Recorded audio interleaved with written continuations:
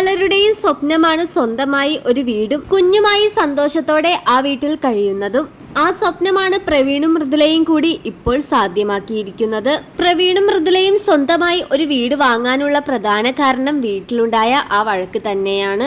കുഞ്ഞുണ്ടായതിനു ശേഷം ഇവരുടെ ജീവിതത്തിൽ സന്തോഷം മാത്രമാണ് ഉണ്ടായത്. കഴിഞ്ഞ ദിവസം ഇവരുടെ സോഷ്യൽ മീഡിയയിലൂടെ വീട് താമസത്തിന്റെ വീഡിയോ പുറത്തു വന്നതോടുകൂടി എല്ലാവരും ശ്രദ്ധിച്ചത് പ്രവീണിന്റെയും മൃദുലയുടെയും വീട്ടുകാർ കൂടെയില്ലേ എന്നാണ്. പേരിടൽ ചടങ്ങിന് പോലും കൊച്ചു എത്തിയിരുന്നില്ല.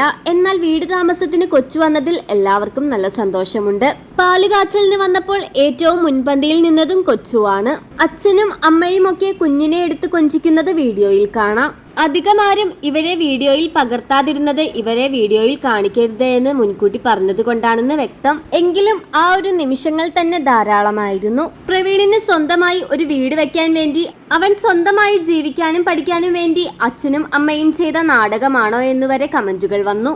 നിരവധി ആളുകളാണ് ആ ഒരു വഴക്കുണ്ടായത് നിങ്ങളുടെ നന്മയ്ക്ക് വേണ്ടിയാണെന്നും അത് ഏതായാലും നന്നായി നല്ലൊരു ജീവിതം ഉണ്ടാകട്ടെ എന്നൊക്കെ പറഞ്ഞുകൊണ്ടാണ് ആളുകളുടെ കമന്റുകൾ.